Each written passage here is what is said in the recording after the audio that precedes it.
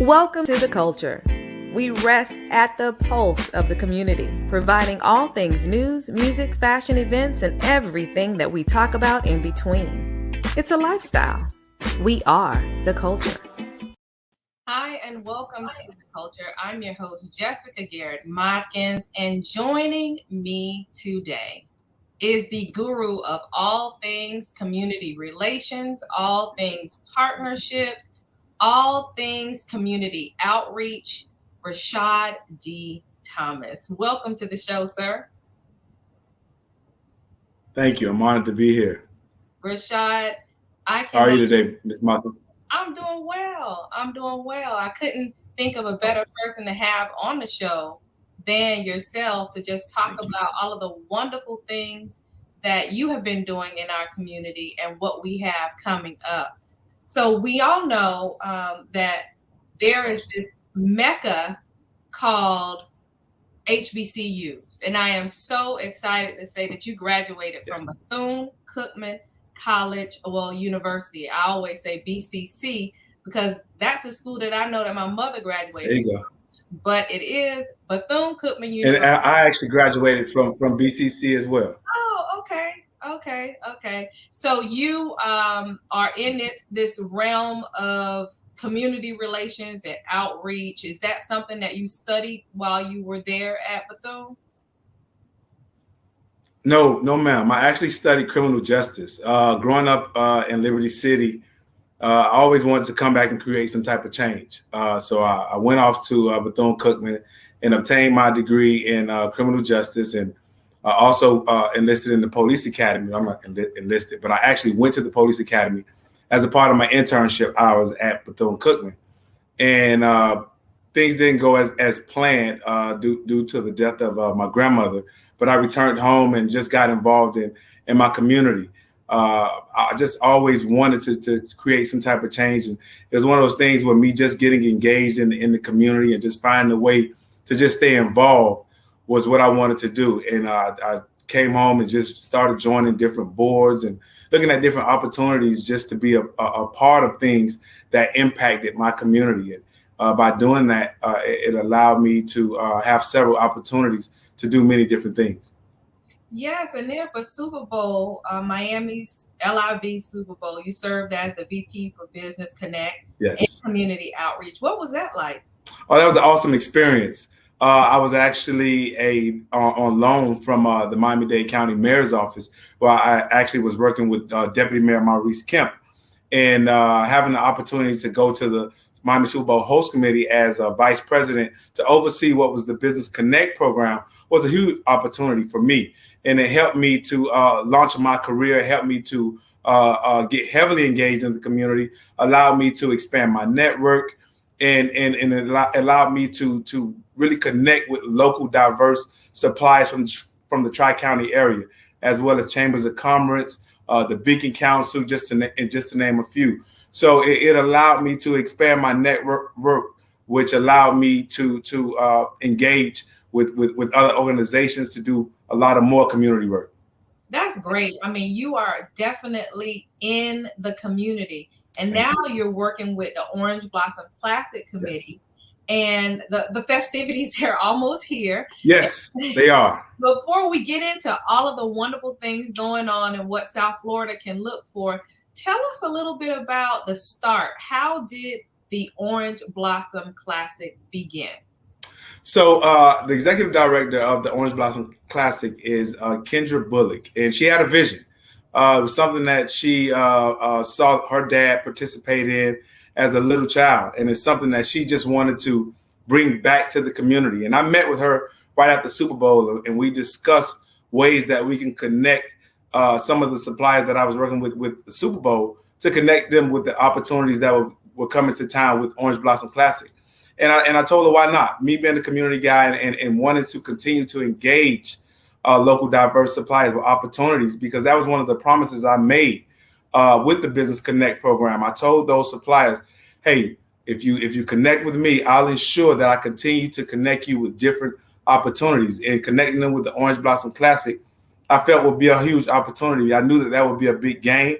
didn't know the pandemic was going to hit, because this game was actually the first game should have been played in 2020. But we planned throughout 2020, but when the pandemic hit, we had to start planning for 2021. So we're not planning this as year one. We're planning this as year two.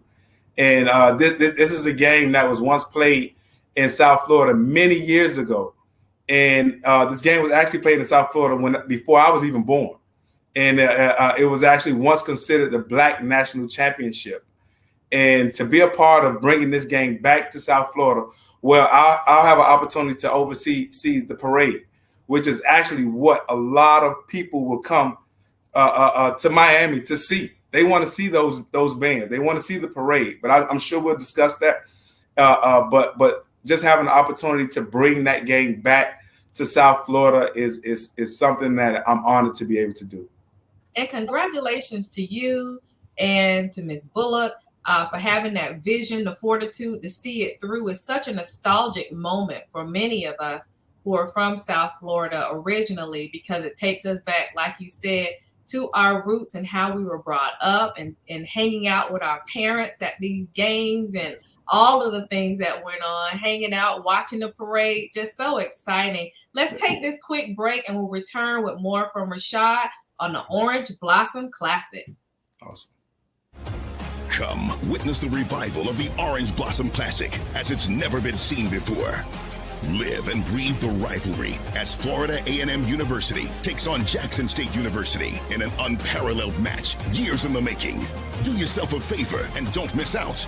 Orange Blossom Classic, Labor Day weekend at the Hard Rock Stadium, Miami Gardens. Buy your tickets now. Tickets on sale now at orangeblossomclassic.com/tickets. Well, one thing I do know is that South Floridians are hyped about getting this classic game right here in our Magic City. Yes. Rashad, tell us, what are some things that people can actually participate in? Where can they go? Friday, I know that kicks off a session on career in sports. Is that open to the public? Yes, that's open to the public. We want to ensure that the public comes out to engage with a lot of these different career opportunities. We understand that there's a need right now for employers to connect with employees. So we want to ensure that those individuals that are looking for employment have the opportunity to come out during the week of Orange Blossom Classic to find employment. So we'll have several different employers there looking for people from the community to come out and find out about these different opportunities. So we want the public to come out. You guys, please come on out. Everyone is invited. So the careers in sports, that's at Hard Rock Stadium. Yes. Doors open at 8 a.m. And then the job fair will start also at Hard Rock Stadium, thanks to Career Source. Correct. And then that starts at 10:30 a.m. And then on Saturday, now here's that thing that we've been talking about, the parade. Yes. My goodness. Tell us more. Yes. Well, before we go to the parade, we still left something out from Friday night. What did we do? We left out the Battle of the Bands. See, that's why you are the expert, Rashad. Yeah, the Battle of the Bands. The Battle of the Bands will be held at Anson Sports Complex in the city of Miramar. We'll actually have our food trucks lined up and ready to go starting at 4 p.m. So we want everyone to come out. So if you're looking to see FAMU, you're looking to see Jackson State live, come to the Battle of the Bands during Orange Blossom Classic. Yes. The doors open at 5 p.m. and the battle starts at 7. Yes. All right. So now I am corrected and I'm back on track, everybody. Saturday morning. Yes. Now it's time for the Orange Blossom Classic Parade. Tell us more. So for those individuals that cannot attend the Battle of the Bands Friday night, we want to ensure that we have another treat for you in Miami Gardens. In the city of Miami Gardens, we will be hosting the parade, which is what Orange Blossom Classic is all about. That parade will start from Miami Carriage City High School off of 37th Avenue and the parade route will go north to 199th Street, which it would then go east to Betty T. Ferguson. Jackson State will be playing in the parade. Florida Memorial will be playing in the parade. FAMU is playing in the parade. We have a lot of our different community organizations participating in the parade. So we want the community to come out. So make sure that lineup starts on 37th Avenue. And once the parade is over, we want everyone to come to Betty T. Ferguson for the Empowerment Fest, where we'll also have a health village connected with that. At the Empowerment Fest, go ahead, I'm sorry. No, I was just going to ask to tell us a little bit more about the Empowerment Fest and Health Village. Yes, so the Empowerment Fest is what we want the community to come out and to get engaged, because we have a lot of our community organizations participating, community dance groups. We have different singers from the community. We have individuals that will be teaching health. We'll also have a health village, which is sponsored by one of the different health facilities from out of Miami-Dade County. So we want the community to come out, have fun. We also have the Miami Dolphins out there doing a little training for the kids. We'll have food trucks. We'll have vendors. We'll have college recruitments. So it's going to be an exciting time. So if for those individuals that are in high school and want to go to Jackson State or want to attend FAMU, we'll have recruiters at the Empowerment Fest. So it's all about the community. And then a little later on that night, you can go get a little nap. Yes. Get your second win. Yes. And then we have the Welcome to the 305 pregame concert. Yes. That concert is, I'm a little excited about that concert. Being a Miami native, I grew up listening to Trick Daddy, Trina. Grew up listening to Ball Greasy. Well, he's new, but I'm listening to him now. Rick Ross. It's a lot of those guys. I'm sure we have a few other little treats and surprise. JT Money. A lot of those guys will be there. So it's definitely will be a 305 concert. Yes. So that's Saturday evening. Yes. At the Amphitheater at Bayfront Park. Yes. Doors open at 5:00 and the show starts at 7:00. I was getting ready to be funny and say the show starts at 9. We're gonna start on time. Show starts at 7 p.m. Get your tickets now. And then let's roll right on into our coup de grace, Sunday, September the 5th. It's the Orange Blossom Classic Tailgate Experience presented by Coors Light and Denny's. Tell us about the tailgate. So the tailgate, as you said, is sponsored by Denny's and Coors Light, but we also want to ensure that we highlight our Business Tonight vendors. So Business Tonight is also a program that was created for the community, similar to the Business Connect program. We wanted to ensure, as I stated, that those local diverse suppliers had opportunities to the game. So we've been able to order flowers. We've ordered several different things from local vendors that are in the Business Tonight program. But the tailgate will also have a lot of the Business Tonight food truck vendors. So they'll be there with their food, and they'll be lined up with a variety of Miami type of food. We're talking about, you have Fry Head there with the fried lobster, and you'll have Pop's frozen treats with lemonades and different types of slushies. And you have all types of vendors there lined up and ready to serve everyone that's excited to attend the game. Well, you said Fry Head's going to be there. So that means I need to hurry up and get there early, because for some reason, I always get in the line when the lobster is gone. And don't say that. Lobster stick. I do.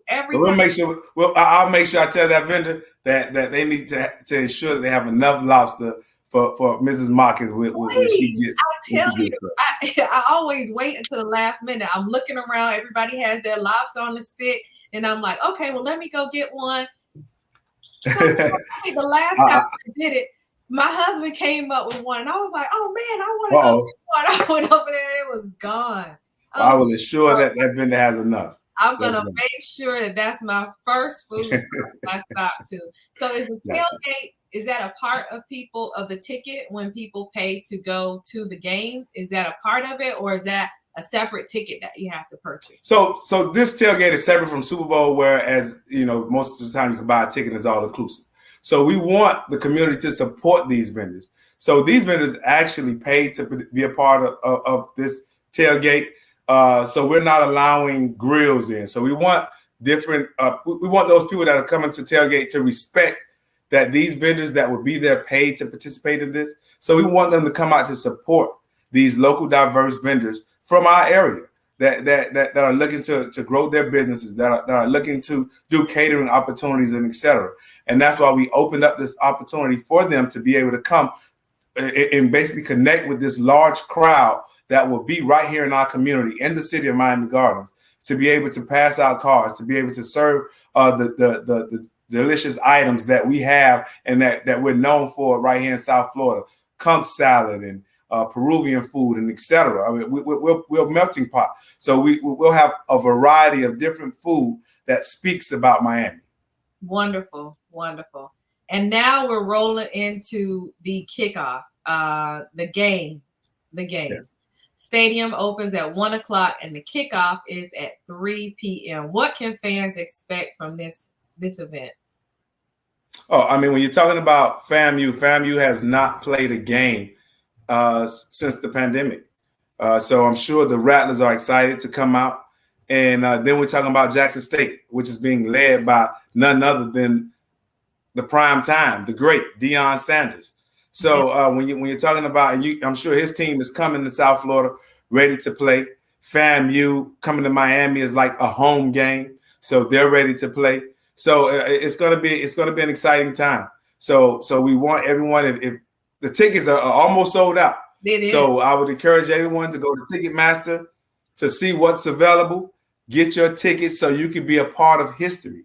This is history in the making. It's been more than 40 years since the last time this game was played in South Florida, and it's back. The parade is back. Yes. Doing things in the community with HBCU is back. So we want the community to come out. It's our weekend. We own this. So it's an exciting time for us. So we want everyone to come out and just have a safe, good time. We encourage everyone to come out, wear your mask, social distance, sanitize, and etc. But we want you to enjoy yourselves. But most of all, protect yourselves as well. Yes. Well said. So it's a whole boatload of events.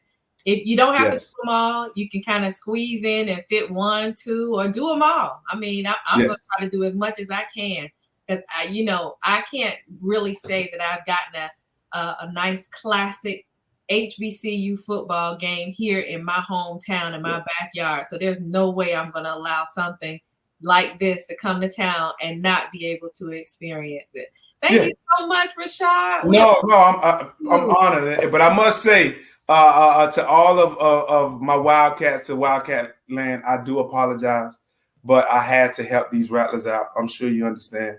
Yes. They had to rely on a Wildcat in order to ensure that the community, a Wildcat, so hell, Wildcats. You see you getting it started. We get ready to jump off. I love it. That is what I love about people who went to an HBCU. All of that cash that they talk. I love it. Thanks again, Rashad. Thank you. And hey, to all of you out there, the culture, don't forget to join us tonight at 6 p.m. right here on YouTube Live and on Facebook Live for another edition of My 2 Cents. Grab a drink and set your clock for a good time. And thank you once again for joining us. We'll see you next time. The Culture is produced and owned by the Culture Media Group and cannot be reproduced or broadcast without written consent. All rights reserved 2021.